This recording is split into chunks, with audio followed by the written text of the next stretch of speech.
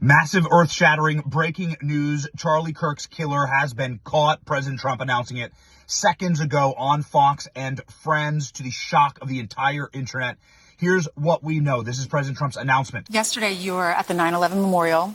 We were all watching that. Yeah. J.D. Vance was supposed to be with you. He went out to be with Charlie Kirk's family and to get the body back to his hometown in Arizona.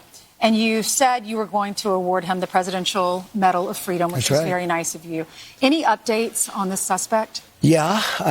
Can I always say, I think, just to protect us all, and so Fox doesn't get sued and we all don't get sued and everything else. But I think with a high degree of certainty, we have him in custody. Right? In custody. Everyone did a great job. We worked with the local police, the governor. Everybody did a great job. You know, getting somebody that you start off with absolutely nothing. And we started off with a clip that made him look like an ant that was almost useless. We just saw there was somebody up there. And so much work has been done over the last 2.5 days. You know, it's amazing, actually, when you start off with that and then all of a sudden you get lucky or talent or whatever it is. But, yeah, I think we're in great shape. Mr. President. And he's in custody. President Trump then announcing the way that they caught the killer, because he had been eluding authorities for over 24 hours. The killer was on camera. The killer was on videotape and surveillance tape, but crawled off the roof onto the ground and had not been caught yet. Here, ladies and gentlemen, is how the killer was caught. President Trump saying the minister of the killer and his father turned him in. Suspicion was that he was radical left. And now you have more information. What can you share with us about his ideology? Yeah, Lawrence, let me just, and by the way, Lawrence is doing a good job. What's going on? Fantastic job, yeah. I'll tell you what, I'm very proud of you. Thank you, sir. I said you were going to do well. Yeah, I think that I don't want to go too far. I'd like to tell you some stories at how it happened, but essentially somebody that was very close to him turned him in. And that happens when you had some of those good shots. Somebody is going to say, whether it's a parent or whatever, I'd rather not say right now. They're going to announce it today, sometime later, probably talk about that. But somebody close to him turned him, you know, they said, whoa. It's interesting where we had very good pictures, but not great, not perfect. And when you look at it, what happened is somebody, and this happens a lot. It happened with the crazy Boston bomber. It happened with others. Somebody that's close recognizes even a little tilt of the head, which nobody else would do. And somebody that was very close to him said, that's him. And essentially went to the father, went to a U.S. Marshal, who was fantastic, by the way. And the person was involved with law enforcement, but was a person of faith, a minister.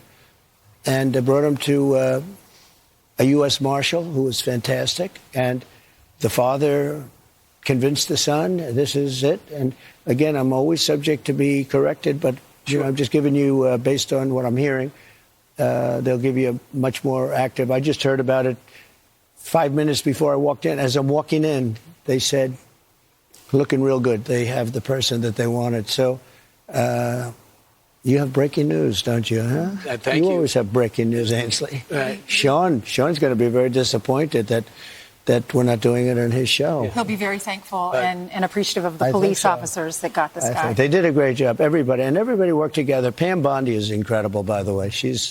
People don't know what a star she is. She's incredible. And it all worked out. Could I ask you just some clarification? So a pastor was able to turn him in, or they got the family of the shooter to turn them in? Well, it was a minister, and the minister went to a minister who was involved with law enforcement, by the way. And his good friend is a top U.S. Marshal. And they took it from there. And then it was a father got involved, namely his father, and said, we've got to go in. And they, so I understand it. And again, subject to change. But, you know, the facts are the facts. We have the person that we think is the person we're looking for. But they drove into the police headquarters, and he's there now. President Trump has announced that he will be pursuing the death penalty for Charlie Kirk's killer on Fox News.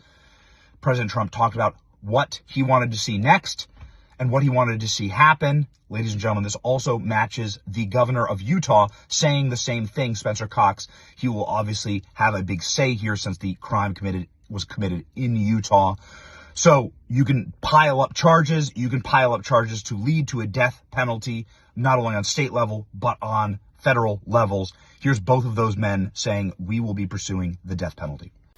Did the father know about what the son had done? I don't know. I'm going to let you get all those questions later because I can't tell you how accurate. The bottom line is they have somebody that they think did it. So, Mr. President, there is the death penalty in Utah. Yes. And I do know this is going to be a federal case. And there's many of us believe that Charlie was targeted because of his political ideology. Yeah. What's going to happen to this guy?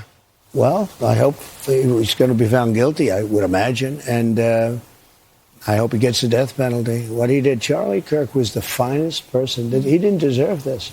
He worked so hard and so well. Everybody liked him. I've been watching. Even the left is having a hard time. They fired this guy, Dowd, from MSDNC, who's a terrible guy, terrible human being. But they fired him. I hear they're firing other people.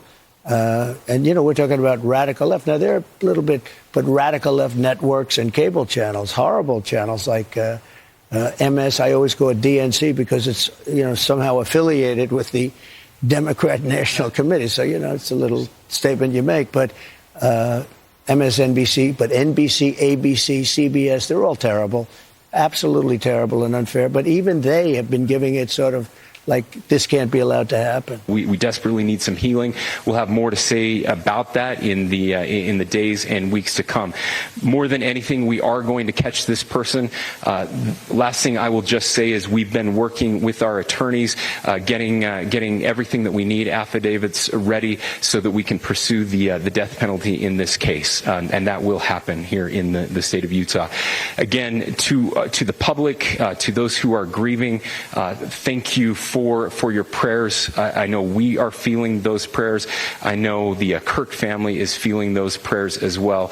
We pray that God will bless our nation at this very dark time. We can start healing by finding this perpetrator and holding him accountable, and we need your help to do that. Thank you. That is the press conference we have been waiting for.